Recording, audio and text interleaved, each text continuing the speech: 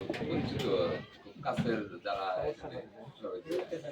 আমার কাছে আসলাম। আজকে এখানে আলামিন ভাই একটা কথা বললো, যেটা না বললেই নয়, যে ছোট ছোট ছোট ছোট কাজ একদিন বিশাল কাজে পরিণত হয় না।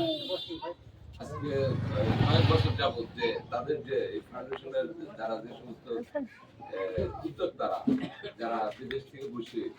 এই গরিব দুঃখী পাবে এইরকম মন মানসিকতা, আমি মনে করি যে এটা না, এটা সারা এই দেশে এবং আমাদের গয়ডা ইউনিয়নের সব জায়গায় এরকম হওয়া উচিত। কারণ তারা টাকা পয়সা কামায়, আল্লাহ তাদেরকে এমন একটা সুযোগ দিয়েছে, সেই সুযোগের মধ্যে তারা এই চিন্তা ভাবনা করছে যে না, আমরা প্রতি বছরই না হয় কিছু দরিদ্রদের ঘর বাড়ি, না হয় কিছু টাকা পয়সা, না হয় একজন বাড়ি কিনছে তার কিছু সহযোগিতা করা। এই মন মানসিকতাটা আমি মনে করি যে মানব সেবার জন্য এটা শ্রেষ্ঠ একটা সিদ্ধান্ত, যে না তারা এই সিদ্ধান্ত নিয়েছে। এখানে যারা আপনারা এখানে আসছেন, প্রতি বছরই আসেন, যারা এইটারে সহযোগিতা করছেন তাকেও আমি ধন্যবাদ দিই, যে না তারা প্রতি বছরই এখানে এসে এদের এই সহযোগিতা করতেছে, তাতে কর্মের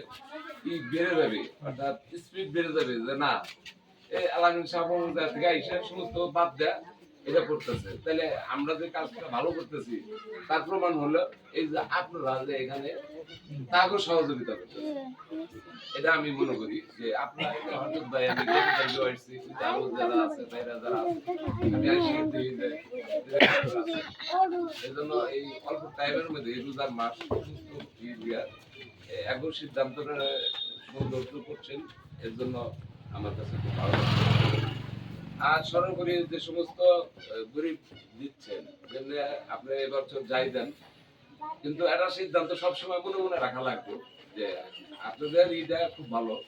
যে একদম নিঃস্ব গরিব জানি কিছুতেই বাদ না পড়ে কিনে। এটা যখন আমি চেয়ারম্যান ছিলাম, কিন্তু একটা দিক ছিল যে যখন শীতের আসতো আমি কিছু কম্বল রাখতাম পার্সোনাল, এটা চকিদার কথা দিতাম যে সবচেয়ে যে বুড়া মানুষ সে ধনী অজ্ঞান, তুই অমুকের বাড়িতে বয়স তার কত 60 70 80, অর্থাৎ তুই এই বুড়া মানুষের একটা তালিকা কর, পরে সমস্ত চকিদার কথা তালিকা করে দেখা যেত যে না আমি 20টা কম্বল দেওয়ার পারছি, যে একদম প্রতি গ্রামের একটা তালিকা, যে গরিব সে বয়স্ক তার কম্বল 5টা লাগে, যার বয়স 70 80।